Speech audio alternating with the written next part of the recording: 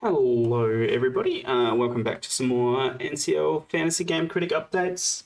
So we had a couple of releases in the last week. As you can see here, Donkey Kong Country Returns HD and Dynasty Warriors Origins, netting a total of 19 points for Mr. Sea Slug. So we've got what? Donkey Kong Country Returns HD. Launch trailer. Observe Donkey I'll Kong, turn that down a little bit. powerful creature known throughout the jungle and custodian of the precious banana hoard. At DK's side is his trusty power. Jungle can be And I mean, it scored of potassium. That's why the 78 as a critic rating, so it's not the worst that I've seen. Nature's gold. So it's a solid game. It definitely has put Ben up to the top so far as the only person that has had games released. So good for him. Good for him. I mean, he's still all the way down the bottom here with some very poor expectations, but what can you do? So yeah, that's one release, and the other one was Dynasty Warriors, right? Dynasty Warriors Origins. Let's have a look at a review, see if we can find something nice. Honest truth about Dynasty Warriors Origins, 100+ hour review. Let's have a look at IGN's review, because we all know that they're always very... The original Romance of the Three Kingdoms novel has inspired countless adaptations. Very to the accurate point where it can and be hard to make these now familiar characters and stories fresh again. But trustworthy, after spending right? 60 hours with Dynasty Warriors Origins, its rebooted tale of politics, war, and diplomacy. Turn that down a little bit more, I think. Was the first time I discovered it. It ups the scale of its battles beyond. Yeah. With Origins, Koei Tecmo and Omega Force have balanced.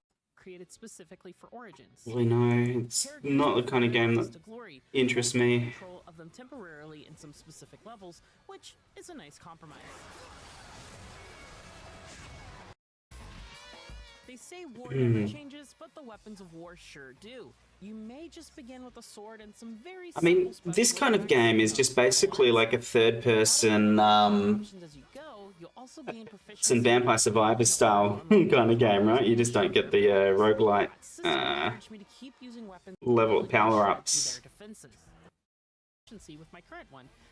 At least that's the kind of gameplay it reminds me of. It was Vampire Survivor style before Vampire Survivors was even a thing. They have like a summary? Well, they've given it a 9.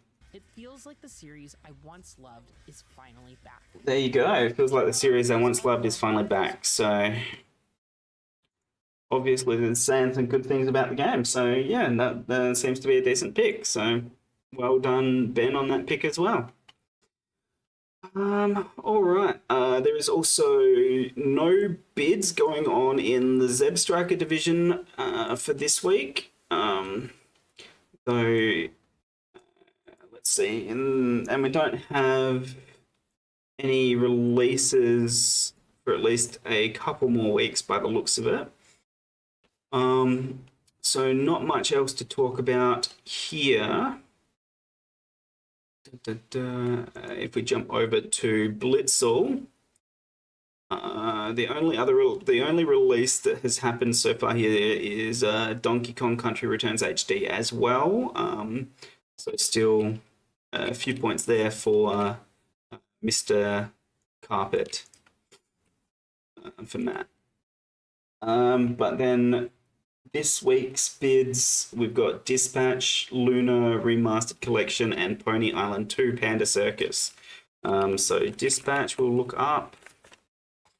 I think this game looks vaguely interesting, I guess.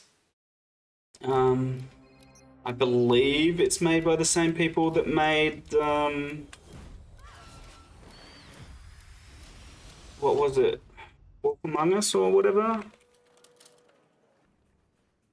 Yeah, I believe it's made by the same people that made Wolf Among Us, but yeah, it just said that there, right? Walking Dead, Wolf Among Us, and Tales from the Borderlands. Same people that made those games. So it's going to be a choice simulator, but I would like You want me to sit in? a dad bod superhero with no superpower. looks interesting enough, I guess. What are you doing? Like the visual design is alright. It just depends how Is that your car? I don't have interesting the game will be. It doesn't look bad, but you never know. You gonna eat those Twinks? That's not what. So yeah, we'll see how many dollary-doos that gets picked up for once the weekend ends. Then we've got Luna Remastered. I have no idea what this even is. The Lunar Remastered Collection has Hmm. a release date, and we won't have to wait that long to play it. Okay, it's The PS4 style JRPG. Definitely not something that I would want to games, yes.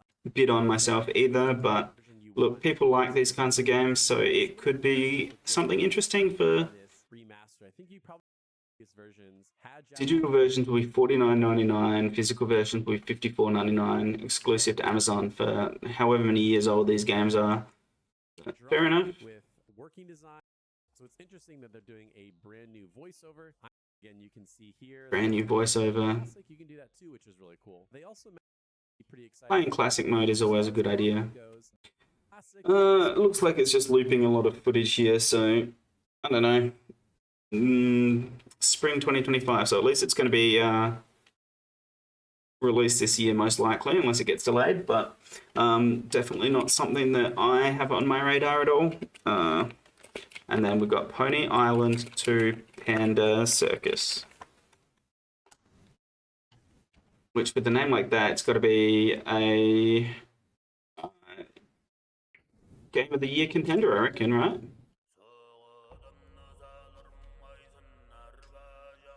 Definitely not some kind of asset flip or anything like that. He's got a USB. Or she.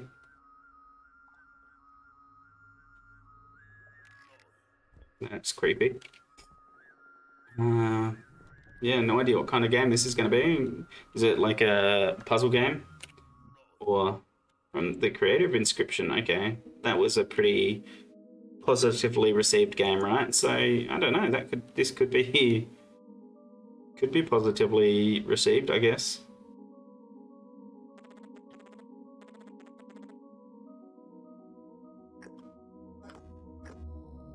No idea what kind of game it is.